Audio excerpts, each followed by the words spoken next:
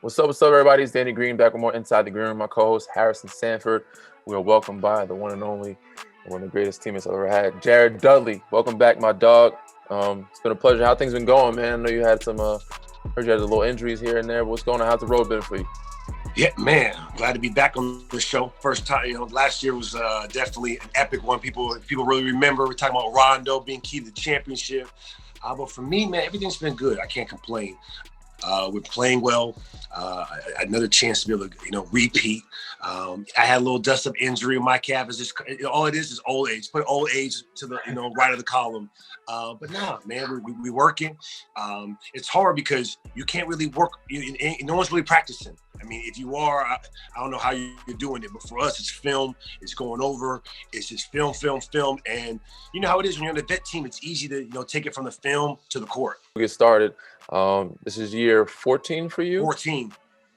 How many more do you think, how many did you plan on playing when you first started, and how many more do you plan on playing now? Now, first, when I was a kid and, junior high school and going into college, stuff like that, my goal was to play 10 years in the NBA. And it's so funny because when you get to the NBA, most people don't know this, 10-year is the full max pension. So it makes sense, right? If you play 20 years, it doesn't matter. You and me get the same pension from 10 to 20. It doesn't really matter. So that's one. Now, what people, don't realize, the older you get, it's not really about you. It's about your family and your kids. So I have a youngest son who's 9, a daughter 11, another daughter who's 6.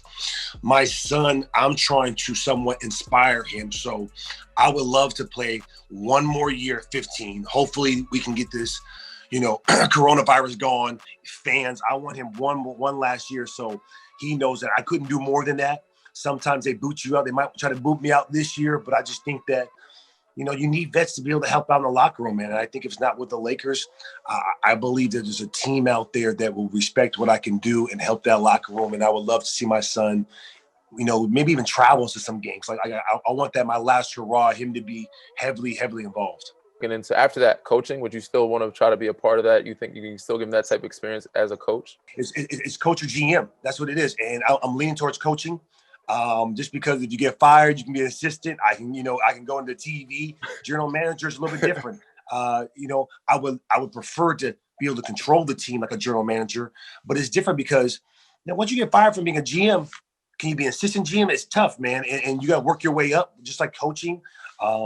My personality's fit for both. I'm on the phone. I talk to my agent. I talk to players. Even I'm just intrigued about free agency, about deals getting done under the table, over the table. You know how it all goes. I like stuff like that. I like the Jerry Maguire movies and stuff like that. But the coaching is like, hey, I can have impact on you. Like, listen, I can tell you why you're not playing. I'm trying to help you further on your career. Some players don't get it. Some players do. And you can, the winning, you can feel it more. Frank Vogel to Rob Pelinka, they both probably feel it. But Frank Vogel, when that champagne's coming down and he's doing the X's and O's, I think you feel it just a little bit more. Here's a clip from our episode last year with Lakers assistant coach Phil Handy and Quinn Cook honoring Kobe. Of course I remember. This is probably the first biggest shot I ever made in my career. Lakers lead by 1. Green will fire early and hit it! Green hits a 3, and it's a 2-point Spur lead with 9.3 remaining. Popovich deceived me. He said everyone's going to expect it to be with Tony Parker. So what do? Run a screen for Danny Green, and you talk about drilling a 3-pointer. Luckily I did. And after the celebrations, I almost swung and I almost hit him. When I was fist pumping, I almost punched him. I was like, I almost punched Kobe. This could have been bad. He dropped 60 on you next time you see you after that. Yeah. But, I remember talking to him briefly after that moment. He said, that's a tough shot. It's a lot of balls, man. He said that to me, and I was like, thank you. Appreciate it, man. I didn't know how to, I'm thinking like, thank you, Mr. Bryant. I'm just like. So I do want to talk about the changes for you guys for this season so far and how that's played out. But before we do that, one of the reasons why we invited you back for the show, because we are nearing, and I believe when we air this, it's going to be the anniversary of Kobe Bryant and Gigi Bryant and the other passengers on that helicopter. It's going to be the anniversary of their passing. And you'll be playing the 76ers. Ironically, the last time that you guys were in Philadelphia, you played against the 76ers, you lost that night, took a flight the next morning and heard that unfortunate news. We're getting real close to that moment now. how are you and the team embracing how it's been almost a year now from Kobe Bryant's passing? Man, it was crazy because obviously, before the pandemic, it hit us so tough in the sense that, obviously him being a Laker, but him personally having strong ties, relationships with not only the general manager, our head trainer, Judy, our security team, Robert Laura. The list goes down of how it was. So from an emotional standpoint, it was a difficult time for us to be able to get through it. And and I would say, luckily, we had a pandemic to either somewhat take your mind off and also hit a reset, because at this time we're going to all arenas. They're doing tributes for him. They're chanting his name. And to be honest with you, I don't know about Danny, I felt more added pressure for that year to do it, to win a championship. It was, you could feel it. People were doing the whispers behind it. We talked about it. And if you don't think that wouldn't have played a huge factor, you'd be kidding yourself for that. But I think coming into this year, it is a different team, but you still have your same leadership. Time heals everything. And obviously it hasn't been that long. It's only been a year. I follow his wife, Vanessa. It's phenomenal that what she does and the posting and that. And if she can be strong and she can show that for that, it shows us, it gives us strength to be able to do that. And that's what we're trying to do, man. We're trying to honor. We still give everything to Kobe. We're still fighting for him, fighting for his legacy. That's all you can do when someone passes, is keep their name and keep the legacy going. We all follow Vanessa, and she is amazing. And you, like Duds was saying, man, every arena we went into was kind of like reliving it again. Because it said every fan, every chant, they had all of the things for Kobe everywhere we went in the arena. So I guess that reset kind of did help a little bit, even though it was unfortunate. It kind of helped us, I guess, take a little bit of edge off, a little bit of the pressure of going into every arena and having to play for Kobe every night and night out. I mean, I'm sure you guys still do. And I'm sure leaving Philly last year was crazy. Bron just passing him, and I guess just speaking to him, and we were on the plane, everybody getting the news. And when we touched down, a lot of emotions. Postponed the next game. Then we had the video tribute. We had to play against Portland. It was a wild range of emotions throughout that whole week. So it was tough, man. It was draining. But I said, like Duds was saying, we were doing everything possible, not just in the Lakers organization, but every organization, the whole basketball community. It's a fraternity in NBA to keep his name and his legacy alive and strong. But man, you're seeing it with tattoos. You're seeing it with tattoos. You're seeing it with the shoes. You're seeing man, listen, man, it's huge, man. I had to throw that in there because of just, I see players, Jordan Clarkson to Bron, people like, PJ Tucker, like the impact Kobe had on people's lives, man, it's phenomenal. And you see it now with the artwork people are getting. Inside the Green Room is now on social media at Green Room Inside on Twitter and on Instagram at Inside Green Room. Make sure you follow us. Now back to the show. Last year, we were a title contender, right? Yes. This year, you guys are a title favorite. What are you noticing some of the difference from, last year and this year, and how you guys are embracing that, and how you guys are, I guess, conducting with the new group? I would say first thing first is confidence-wise. I felt like we were a confident team last year. There were stuff, when we went to Vegas, we were trying to figure it out. We're not trying to figure it out right now. Like in the sense is we have our core and our guys. They know Bron has now played with AD. He's confident. KCP's confidence. He's leading the league in 3-point shooting. You remember last year, he couldn't make a shot, right? The first 15 games or whatever, however it may be. Now he can't miss a shot. And that's all it is. It's confidence. What we had. He hit the big shots in the big games. You have that. And we added players that were 6-man and runner-up. So if anything, now we're trying to incorporate them where, hey, listen, this is our style. You got to fit into it. And so for that, it's been easy. I would say there's been bumps in the roads, which, Schroder trying to find a balance of scoring to passing. Like, listen, if you're a starter, your job is to get Anthony Davis going. LeBron doesn't need anyone help. Anthony Davis is the key. Defensively, you got to be our Avery Bradley-esque pick up full court, and he's done that the last 3-4 games. So he's really the Rondo X factor this year. It's Dennis Schroder. We win a championship if Dennis Schroder plays at a high level. That's in my personal opinion. And you could say it's pressure on him. Yes, it is pressure on him. It's pressure on us to get him there. It's pressure on that. Montrezl is perfect what he's done. We still have Keith. And the biggest thing that, there's been whispers. This kid, Taylor Tucker, Yeah. bro. I mean, it's ridiculous. He's got to play. I don't know what Frank Vogel, Rob Pelinka got to do. This kid has to play. He's got to play now. It's ridiculous, his scoring ability. He brings a facet to the game that we don't have. His confidence. I know his man just turned 20, and I'll be shocked if he's not the starter next year. I'm throwing that out there right now. Nah, he's talented, man. That kid's got it. And you know when a kid's got game. And I agree with you, man. He's tough. And I said I agree with you with being an X factor for Schroder, but I also think Kenny, big shout out to Kenny, who's been shooting it well, man. He's been doing it in LA. Ups and downs, a lot of downs, but he's at a great place right now. And I think he's definitely that. I think as well as he's plays him, as well as Schroder, but as well as he plays as far as you guys go. If you look at it like this, though, for him, when he struggled last year, he was on the second unit. Avery Bradley was starting. It was you guys, right? And so now when you play with AD and Braun, you're going to get looks. Now, we all know it's a make or miss league. You get it, but it's a lot easier when you got 2-3 passing you the ball. You know what I'm saying? It's to make it a lot easier confidence. And what he's doing is he adds a dimension on the fast break. He's so fast. He got no breaks. And so he gets 2 or 3 layups a game, and that helps you. You guys are now the favorite, right? Yeah. And the Nets are making moves.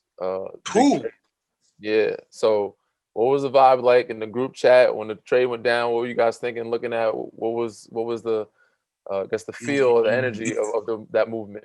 I mean, you know what Markeith says. Once again, it's on. You know what I'm saying? Like, listen, you see it. You got to respect it because we just expedited the trade the way we beat Houston down so bad. You saw the press conference. Listen, he's like, yo, I can't win. And listen, the way we played, we all understood, but like we was locked in because that was the first game that we played with fans. Like they had 4,000 fans. So we walked in. Houston. If you ever been to a game in Houston, it's really Laker Nation. So we walked in like, yo. So then you got LeBron being the entertainer. He's strutting his shoulders. You got AD, Duncan, KCP hitting threes, and you got Laker Nation going crazy. Bron throwing shoes in the crowd. Like, okay, all right, we ready to roll. We are ready to roll today. And so to be there and to beat them, now it's different. When you go to a road game, you play them twice back to back. So you're there in the city 3-4 days. You beat someone twice, you can feel it. And so we know what Kyrie and KD brings. I believe that they're they'll be there in the finals. That's me personally. I just think when you have so much talent like that. Now that being said, I thought Milwaukee was going to be in there last year, and it shocked me that Miami beat them. To me personally, so this is basketball is the only sport to me is the best team always makes it because you got to beat them 4 out of 7. So it's interesting, but man, I mean, I can't wait to play it, man. I want to see it. I'll give them 15, 20 games, get them going, and I'll call you. You can give us a scout. Yeah, I think we all looking forward to that game, man. And I think everyone see how it works, how well they figure it out. But H, go ahead, man. Go ahead, ask your question. That's all good. Yeah, so I was actually in the arena last year when you guys were in Philadelphia, and that game did not go well for you guys, Jared. As the Lakers, there were a lot of turnovers, and that's the one thing that you guys excelled in last year, transition offense, and that's one thing that the Sixers now are excelling in is transition offense. Ben Simmons can dominate the ball and kind of really with Seth Curry and Danny running to the corners and Shake and all those guys. I know you're a student of the game. What is your evaluation of how the Sixers have looked so far? I mean, well, let's just be honest. No one was beating the Sixers in Philly last year. What was their record, like 28-2 or something like that? At home, it's hard to win there. Their crowd, I know, because they hate me there. Ever since my Brooklyn days, listen, they got an amazing crowd when you're playing well. You know what I'm saying? So the key now, I think, for them is they've added shooting. They brought Danny, Seth Curry. I love Thibault. Defensively, Shake Milton's playing at that's the X factor now, right? So he's going to create a shot, he can score. And Joel Embiid, I think for the first time in his career, showing you that he's an MVP candidate. I know you heard about it last year, but an MVP candidate does it consistently. And so far this year, he's consistently played at a high level. He's been available, which is crucial. So for us, it starts with transition defense. We know Ben Simmons, even last year, the three-point shooting has the highest three-point percentage in transition. How can we load to him, but yet get out to three-point shooters? It's one of the hardest things to do. That's why we brought Gasol. Gasol's one of the best post defense in the NBA. We brought him for guys like Joel Embiid and Jokic. So we'll see that. There won't be too many doubles. it'll be hard digs, and can you score over him? And and so that's an important factor when it comes to that. And then it's our bench, man. Our bench has played well. When you have to go against, LeBron comes out, Schroder. Someone comes in. LeBron hits the second unit, and he plays with Markieff, and he plays with Montrezl Harrell. Montrezl Harrell's a beast, man. Like, on our team, for you to get post-ups and ISOs, you better be effective when you have AD and Bron out there. And he gets 5, 6 a game. So it's going to be interesting, man. We've been blowing people out. We've been having a lot of rest. And so it's good. I like to see the games where I like to see close games, physical games. And hopefully that Philly game is one where you got to have those type of, battle-tested games. So it's going to be interesting, to be honest. Coming off the time in Toronto, I think Joel and Danny, you remember this. Joel struggled with Marc Gasol. Obviously, Joel is a better player now, and so it would be very interesting to see Wednesday night how he looks against Marc Gasol, because that was the one player that Nick Nurse tried to mesh his minutes with when it really mattered, sure. And that made a big factor in how that series played out. Joel knows that, and he knows that Marc is a tough matchup for him because Marc is actually 7'2", long arms. He's not one of those guys. He's smart. He's not one of those guys who can pump fake and draw fouls on like he does his other guys. So nope. He's gonna have to work. He's gonna have to use around him. Get to a shot, he's got to, be very strategic with how he attacks Marc. Hopefully try to take his feet a little more. That he's a little older, but Marc still moves his feet pretty well and plays really good defense at 7'2", uses length, and it's hard to get, shots over him. But I got to text Dwight though. You guys got your rings? Are you guys waiting? Dwight, Rondo wanted his ring. Yeah, Dwight got his. I'm waiting though. I'm not. I will wait too. Even got my, So I want that crowd. I'm waiting to get that. So for you got to wait for 2 of them. You got to wait for Toronto too, right? I want the crowd for both. Yeah, I can't. I don't know if I can wait any longer for Toronto, man. I'm gonna have to get that in Tampa. Because I don't know when we're gonna go back to Canada. I don't know when Canada's gonna open up again. That's true. Sure, I don't know about California. Yeah.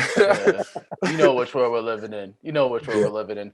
Jab, before we let you go, as we referenced last year a lot during this episode and this interview, I know you've worked on a book at your time in the bubble. Can you just tell everybody what you've worked on? And obviously what happened last year is historic. So I'm happy that you were able to catalog it in your own voice. And that's really, every player, you get so much different, people coming at you of, hey, you want to talk about this? You want to talk about that? Amazon, which speaks for itself, reached out and said, do you want to talk about your time in the bubble? And the reason why this one is going to be a little bit different, because you can do the audio too. I actually narrate. I'm the narrator of it. I'm the one breaking it down, where it talks about Philly. It talks about that plane. It's an in-depth where, without breaking, a code of giving every single information, I give a lot. I give a lot of attention to detail where I think it's important for fans of how we figured out, which some of the stuff is already out. Some stuff is not. Mostly, I know it features the bubble. That's the whole thing, inside the bubble. But we talk about that I talk about that plane ride home. When we find out about Kobe's death, I talk about potential the strike or the boycott of the games inside the bubble, where the black gentleman was shot, and we're thinking about I think it was in Wisconsin at that time, and how Blake, for sure, and how we were not thinking about not playing. Conversations I have with LeBron, how Bron is inside the how he is in the bubble. Because let's just be honest, you want to know when you're talking about the NBA bubble, you want to know about the Lakers championship, you want to know about stuff about LeBron, and you want to know. And so I dive into it. Comes out February 2nd. Trust me, you're not gonna want to miss this. Talk about Danny, talk about us in the playoffs, and a little sneak preview is when we lose Game 5 to Miami. And I would tell, and I think Danny would agree to this one, how intense that film session to practice was the day before we blow them out and win the championship. And if you could, you're going to be able to feel it in my voice of how serious. It was like literally the one time I could say everyone was so mad and serious about the way we lost that game, because we were supposed to win and go party that night. But for us to have to come back and stay in that bubble another day, how mad we were and how locked in, you knew it was going to be a blowout. And so that's just a preview of what's going on, man. It's going to be crazy, man. There's going to be a lot of stuff that I think even, I talk about Dwight, Rondo, people being stubborn, how we had to get a lot of differences, and how, just a brotherhood and us getting so close and winning a championship. Well, congrats, man. That's dope, man. I appreciate you joining us on the show, man. Always a pleasure, man. Where can these people find this and pick this up or get this? Is it Amazon? It's on Amazon. February 2nd. You're gonna see it. It's gonna be all over. I'm gonna go on my little media tour here. So obviously follow me on Jared Dudley 10 Instagram, Jared Dudley 619 Twitter. But trust me, it won't be that hard to find. I appreciate you, my brother, man. Get back to your football, man. Appreciate you, Jared. Up, man. Much love. Anytime, always, fellas. Good luck. Bye, Stay bro. healthy.